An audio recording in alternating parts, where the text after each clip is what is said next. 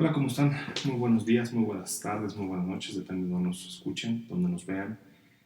Pues hoy celebramos el Domingo de Ramos y bueno, pues es una ocasión, siempre un domingo muy especial, pero este domingo me parece que es más especial pues con este tema que tenemos del coronavirus. Déjenme, como en cualquier tema de fe, iniciamos con nuestra oración. En nombre del Padre, y del Hijo, y del Espíritu Santo. Amén. Ven Espíritu Santo, llena los corazones de tus fieles y enciende en ellos el fuego de tu amor. Envía tu Espíritu Creador y renueva la faz de la tierra. Oh Dios, que has iluminado los corazones de tus hijos con la luz del Espíritu Santo, haznos dóciles a sus inspiraciones para gustar siempre el bien y gozar de sus consuelos por el mismo Cristo nuestro Señor. Amén. Dios te salve María, llena eres de gracia, el Señor es contigo, bendita eres entre todas las mujeres y bendito es el fruto de tu vientre Jesús.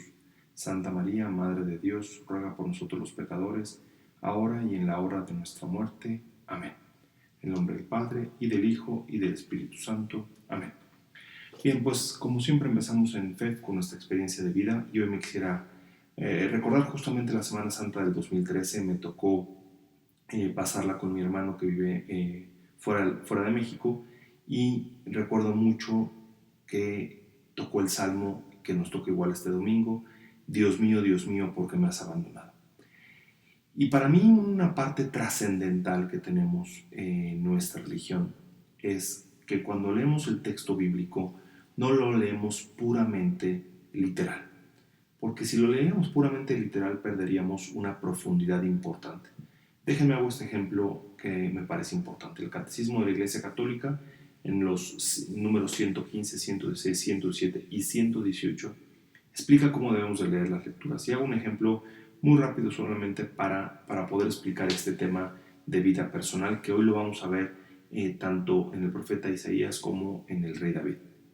Dice el Catecismo de la Iglesia Católica: debemos nosotros, déjenme lo leo del latín y después lo traduzco al español. Dice: litera gesta docet, quid credas allegoria, moralis quid hagas, quo tendas anagogia. ¿Qué significa? La letra enseña los hechos, es decir, cuando yo leo el texto estoy leyendo un hecho. La alegoría, lo que has de creer, normalmente es este texto, ¿qué tiene que ver con Jesús? ¿Qué tiene que ver con mi tema religioso? El sentido moral, lo que has de hacer tú, es decir, una acción, tiene que venir de parte de ti, un actuar. Y el cuarto, la anagogia, que es a dónde debes de tender, a dónde has de ir, quién es el otro en este texto bíblico. Entonces, cuando leemos nuestros textos, siempre tenemos que tener estas cuatro vistas. La vista de lo que está diciendo literalmente, qué verbos están ocupándose, qué sustantivos, qué acciones. Hoy lo van a verlo en el Evangelio, vamos a tomar 12 acciones particulares trascendentales, vamos a ocupar mucho la forma literal. Pero después la segunda forma, que es la forma alegórica, es a quién hace alegoría este texto, a quién llama, sobre de quién se está hablando. Y van a ver cómo hoy se habla tanto en la primera lectura, como en el Salmo, como en la segunda lectura, de lo que veremos en el Evangelio. La tercera, ¿quién soy yo? Yo podría leer las lecturas de la Pasión y decir, bueno, esto pasó hace 2000 años, pero a mí esto no me afecta. No, yo tengo que encontrarme quién de los personajes en estas lecturas soy yo, y el cuarto, quién es el otro. En estas lecturas, quién es el otro. Probablemente en esta lectura sales tú, pero también sale tu hermano, sale tu esposa, sale tu hijo. ¿Quién está en estas lecturas? Una vez contado esto, regreso a mi historia. Cuando yo leía el Dios mío, ¿por qué me has abandonado? En la situación de crisis, yo hacía el texto mío, yo le decía a Jesucristo, a Dios Padre, ¿por qué me han abandonado? ¿Por qué me han puesto en esta circunstancia? Me gusta muchísimo que en algunas de las traducciones pues realmente estaba escrito en arameo, luego se hace una transpolación o una traducción al griego, en algunos casos al latín, y hoy nos llega al español. Pero en algunas traducciones el Dios mío, no es por qué me has abandonado, sino para qué me has abandonado. Y si me preguntan a mí, es la forma que más me gusta. En aquel momento de crisis yo no entendía para qué Jesús estaba pidiéndome lo que estaba pidiéndome en mi vida. Hoy lo entiendo perfectamente y ha sido una gran bendición para mí. Entonces, ese es algo. ¿Para qué Jesucristo está pasando por esta pasión? ¿Para qué vamos a celebrar esta Semana Santa? ¿Qué hay detrás de todo esto? Muy bien, déjenme entramos directamente al mensaje profundo y trascendental de las lecturas del día de hoy. ¿por qué la salvación de la raza humana por parte de Dios tiene que incluir algo tan horrible como la crucifixión de su Hijo? ¿Por qué no simplemente, como vemos en Génesis, Dios Padre dijo que todos se salven y listo? Lo pudo haber hecho. Dios Padre tiene ese poder de decir algo y que suceda. El propio Hijo, hace 8 días lo vimos, tiene la capacidad de decirle a Lázaro, sal fuera, y Lázaro resucita. Entonces, podría hacerlo. ¿Cuál sería el problema? Ok. Los autores de la Biblia han entendido y explicado que el pecado no es una serie de actos. Déjame explico esto. Yo voy y tomo dinero y cometí el pecado del robo. Normalmente esa es una base más sencilla para entender el pecado como un acto. No. Si lo vemos, el pecado, y más desde un punto de vista bíblico, el pecado es una condición en la cual estamos atrapados. Es decir, normalmente yo no robo, yo soy un ladrón. Normalmente yo no cometo una infidelidad, normalmente yo soy infiel. Normalmente yo no soy alguien lejano a la religión en un acto, no fui a misa un domingo. No. Normalmente soy una persona que no valora los principios religiosos. Entonces, esa condición en la que estamos atrapados, y revísenlo, hermanos, todos lo tenemos. Tenemos un pecado en el que constantemente volvemos a regresar. Como si fuera no un pecado en un momento, en una situación en particular, sino un pecado que nos atrapa, que constantemente vuelve a darnos vuelta. Creemos que ya nos escapamos de él y se nos vuelve a aparecer de una forma diferente. Entonces, ninguna cantidad de esfuerzo puramente humano podría resolver ese problema de la condición humana de pecado. No de un pecado per se, sino de la condición humana. Algo terrible tendría que hacerse en nuestro nombre para poder compensar aquella condición que tenemos. Bien, con ese realismo bíblico que estamos viviendo, podemos empezar a comenzar a comprender por qué era necesario que Jesucristo muriera en la cruz, ¿no? Porque la relación justa entre Dios y los seres humanos no puede establecerse a través de un esfuerzo puramente humano o moral, o con una sola palabra de perdón. Había que hacer algo. Dios tenía que actuar de alguna forma, y lo que hace es encarnarse en Jesucristo para poder actuar con nosotros. La pasión de Jesús no podía incluir solo un acto aislado. Debía contener la mayor cantidad de pecados, insistiendo, no pecados desde la perspectiva de un acto, sino de una condición. La mayor cantidad de condiciones de pecado. Por eso no solo debía de morir. Si solamente fuera la muerte, no celebraríamos la pasión de este domingo de Ramos, brincaríamos al viernes de que lo crucifican, se muere, y no deberíamos lo tendrían que haber apresado el jueves santo y en ese mismo momento lo hubieran matado. No, lo van a ver en el Evangelio como el día de hoy. Es todo esto que sucede, toda la pasión de Jesucristo era importante porque tenía que llenarse todas estas condiciones de pecado, no actos de pecado, sino condiciones de pecado, y Jesús tenía que meterse, muy a lo que estamos viendo el día de hoy, como un virus que se mete dentro del pecado para poder transformarlo desde adentro. Lo vamos a estar platicando el día de hoy. Por eso no debía únicamente Jesucristo de morir, sino debería de sufrir a causa de todas estas condiciones de pecado. Déjenme, llegamos directamente a las lecturas de este bellísimo domingo de Ramos, en el día 5 del mes de abril del 2020. Déjenme inicio, si ustedes pudieron hoy, el día de hoy, ir a la Eucaristía o pudieron verla en algún medio de televisión, se dieron cuenta que existe todo un rito inicial que es de la conmemoración de la entrada a Jerusalén. Tiene una antífona, tiene un saludo de parte del sacerdote o del obispo, viene una oración de bendición donde se bendicen las palmas, viene la lectura del Evangelio de Mateo también, de la entrada a Jerusalén, y después viene el Salmo 23. Y normalmente en casi todos los lugares había este Salmo 23 de forma de antífona, es decir, con una repetición, había un responsorio y entrábamos ahora sí a la misa. Y déjenme inicio el día de hoy nuestra reflexión haciendo una connotación de la oración colecta de este domingo. Fíjense lo que dice la oración colecta de este domingo. Dice: Dios Todopoderoso y Eterno, que quisiste que nuestro Salvador se hiciera hombre, Primera característica, es decir, nuestro Salvador no es puramente Dios, es hombre y es Dios. Trascendental para nosotros cristianos que cumpla con estas dos características. Si no es puramente hombre, no nos puede salvar realmente, porque no puede vivir todas las condiciones de pecado humanas, todas las condiciones de las que ya platiqué en unos minutos. Y padecer en la cruz para dar al género humano ejemplo de humildad. Concédenos, benigno, seguir las enseñanzas de su pasión y que merezcamos participar de su gloriosa resurrección. Clarísimo, muy importante este texto del día de hoy de nuestra oración colecta, que normalmente es la oración que el sacerdote hace antes de iniciar las lecturas y que es trascendental para poder entender hacia dónde vamos. Bien, de ahí brincamos a nuestra primera lectura, del profeta Isaías. La primera lectura es una profecía de lo que vamos a ver en el Evangelio. Claramente Isaías está profetizando lo que conocemos, normalmente estos textos de Isaías le llamamos el siervo del Señor. Isaías hace una muy gráfica profecía de lo que Jesucristo va a sufrir. La profecía más conocida es que le han desgarrado todo su cuerpo y se pueden contar todos sus huesos. Isaías 700 años antes de Cristo ya había hecho esta profecía. Y es un video que voy a presentarles en los próximos días. La pasión de Jesucristo, los azotes que le dan a Jesucristo son tales que le arrancan su piel y físicamente se podían ver sus huesos. El suplicio que sufre Jesucristo en los azotes es algo pocos humanos han sufrido y que nuestro Señor lo lleva a su máxima expresión. ¿Por qué es importante leer esto? Porque nos está narrando lo que Jesús va a sufrir en la pasión.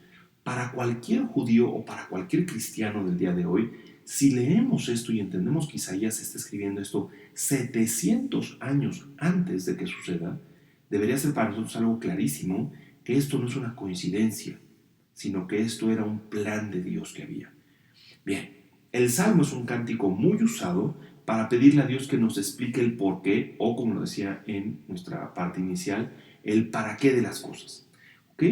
Y nosotros debemos de verlo en un texto también muy personal. Tendría que ser una oración que hiciéramos a menudo. ¿Por qué, Dios mío? ¿Por qué? ¿No? Vean, la repetición del Salmo es Dios mío, ¿por qué? O me gusta más, ¿para qué me has dejado en esa situación? ¿Para qué me has dejado sin trabajo? ¿Para qué me has dado esta enfermedad? Texto muy importante y muy bello, el Salmo 21 que deberíamos de recitar de forma constante.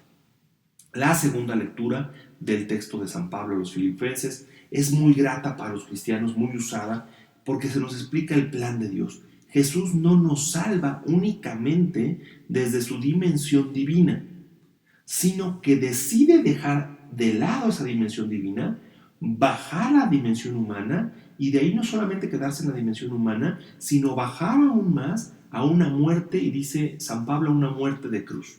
Bien, ¿por qué es trascendente esta bajada desde aquí y como en escalones, hacerse hombre, vivir entre los más pecadores, perdonar los pecados, sufrir un juicio injusto, pasar por todo el pecado que vamos a ver el día de hoy, de todas estas acciones, de esta cultura, de esta vida de pecado? Porque en todo este mundo, desde la salvación, yendo hacia, lo decimos en el credo, descendió a los infiernos. ¿Por qué tenía que venir desde acá hasta descender? Porque si no hubiera pasado por todo este mundo, no podría salvar a lo que hay de en medio. Imagínenlo como si Jesús fuera una barrenadora y lo que tiene que hacer es que empezar desde los más pecadores y desde los que están en las peores situaciones y los tiene que arrastrar hasta el Padre. Por eso es que tiene que sufrir todo eso. Por eso es que San Pablo hoy nos explica claramente que no podía morir únicamente en una muerte cualquiera, tenía que morir sufriendo lo que ningún otro hombre ha sufrido. Esto implica para mí que dos cosas: que no existe una sola condición humana en la que Jesús no haya estado. Jesús ha pasado por todas estas situaciones, estas condiciones humanas duras, de sufrimiento, de sentirse al nivel de sentirse abandonado, por encima de sus propios deseos. Lo vamos a leer hoy en el Evangelio. En varias ocasiones Jesús quiere librarse de esto y se lo dice: Padre, si puedo librarme de esto, pero que no se haga mi voluntad, sino la tuya. ¿Ok? Segunda, que obedecer el plan de Dios el plan de Dios Padre, es lo más importante. Hoy nos cuesta muchísimo trabajo, eso es muy difícil decir, mis planes no son importantes, pero lo más importante no es mi plan, lo más importante es el plan de Dios. Bien, déjenme llegamos al Evangelio de este domingo, que es la lectura de la pasión de nuestro Señor Jesucristo según San Mateo.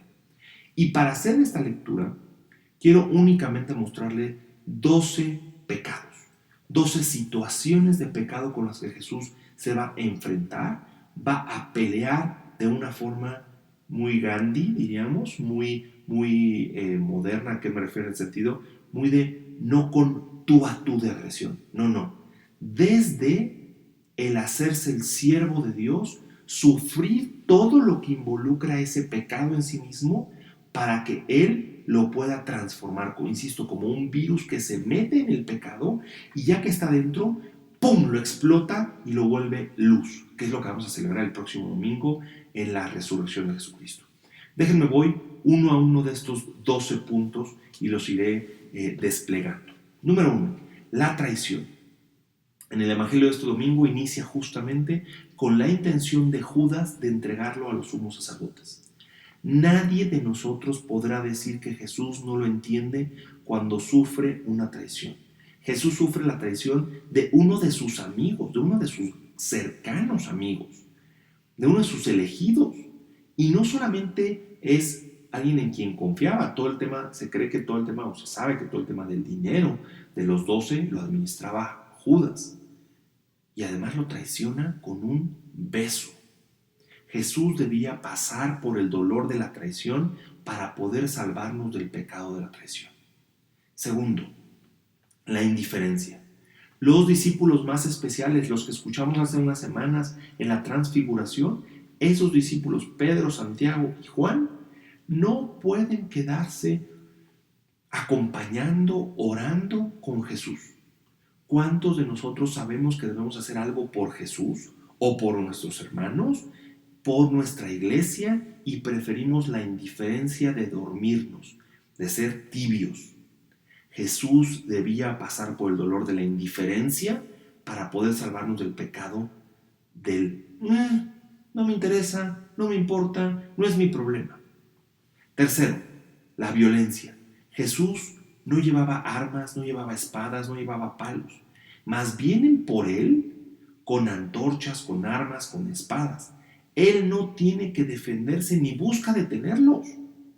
Él quiere sufrir la violencia de este mundo, los golpes, las bofetadas, los escupitajos, la corona de espinas, los azotes, la propia cruz, cargar su propia cruz, porque así nos puede salvar del pecado de la violencia. Si tú tienes el pecado de la violencia en tu vida, o dándola o recibiéndola, Jesús hoy sufre esa violencia por ti para salvarte de ella. Cuarto, cobardía. De los 11 discípulos que quedaban, los evangelios solo nos narran que Pedro y Juan intentaron acompañar a Jesús en su juicio. Los otros 9 fueron cobardes, y aun cuando habían prometido horas antes que seguirían a Jesús hasta la muerte, en el momento de la verdad prefirieron correr. Junto con esto, Jesús siente la soledad de no tener un amigo, un compañero que lo pueda hacer. Los santos que han sufrido los estigmas de Cristo, el caso de San Francisco de Asís o el Padre Pío, que estuvieron los estigmas, comparten en este momento con Jesús lo que sus discípulos y muchos de nosotros no podemos hacer: acompañar a sufrir. Jesús debía sufrir la cobardía para salvarnos a nosotros de nuestro propio falta de carácter, de personalidad, de enfrentar el problema, de decir, sí, yo conozco a Cristo, sí, yo lo defiendo, y saber que se van a burlar de mí, que van a decir que soy mucho. Bueno, Jesús hoy día te acompaña porque sabe que la cobardía es un pecado que puede estar en tu vida. Quinto, la mentira. Todos los testigos que llevaron ante los sumos sacerdotes eran testigos falsos, que intentaban con mentiras inculpar a Jesús. Jesús no hace nada para callarlos, nada para refutarlos. Él debe y quiere sufrir en silencio, aceptando que muchos de nosotros cometemos o somos víctimas del pecado de la mentira. Jesús sufrió la mentira ¿Por qué sufrió la mentira? Para poder compartir contigo tu pecado de mentira, pero salir de ese pecado de la mentira victorioso. Sexto, el chivo expiatorio. En la lectura de este domingo vemos como a Pedro lo quieren tomar como chivo expiatorio. Tú eres el que hablas igual que ellos, eres Galileo. No era de Judea, sino era Galileo. Entonces era como, tú hablas igual que ellos, diríamos en algunas ocasiones. Tú tienes tonito, tú seguramente andabas con Jesús. Bueno, ¿cuántos de nosotros, el propio Jesús, qué decide? No hay ningún otro chivo expiatorio más que yo. Todos los pecados de la humanidad, yo los tomo. Yo soy el chivo expiatorio. No quiero que tomen a nadie más por chivo expiatorio. Yo quiero ser. Jesús decide ser el chivo expiatorio de todos nosotros. Jesús toma ese papel. Séptimo, la negación. El discípulo que más le prometía estar cerca de él, el que después sería nuestro papá, él lo niega. A su amigo, a su Salvador. Siempre que he leído este texto me ha conmovido mucho cuando dice que Pedro empezó a llorar cuando cantó el gallo 3 veces. Muchos se cuentan en la tradición que Pedro tenía unas marcas en la parte baja de los ojos de tanto que lloraba cuando recordaba que había traicionado al maestro. La traición de nuestros compañeros de trabajo, la traición de una pareja, la traición de un amigo, Jesús la sufrió también. Jesús debió ser negado para poder salvarnos del pecado de la negación. Octavo, rechazar el perdón de Dios. Fíjense cómo uno de los pecados más graves, de hecho el único pecado que Dios dice que no puede perdonar, es cuando nosotros nos alejamos de él. ¿Quién rechaza el perdón de Dios? Judas.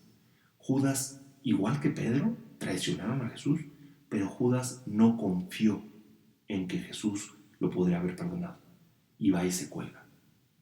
¿Cuántos de nosotros creemos que Jesús nos puede salvar? Pues hoy Jesús está dispuesto, si tú quieres, a curar de tu pecado.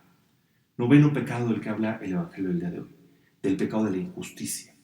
Pilato sabe que Jesús es inocente, lo sabe. En los 4 evangelios lo vemos, y aún así lo condena. ¿Haciendo qué? Hoy todavía ocupamos esa frase, lavándose las manos. ¿Cuántos de nosotros no hemos o nos hemos lavado nosotros las manos de alguien más o alguien más no ha intervenido por nosotros? Jesús debe sufrir la injusticia para poder salvarnos del pecado de la injusticia. Cuando sientas que han sido injustos contigo, acompaña a Jesús porque Él ya te acompaña a ti en tu sufrimiento de injusticia. Décimo, la burla.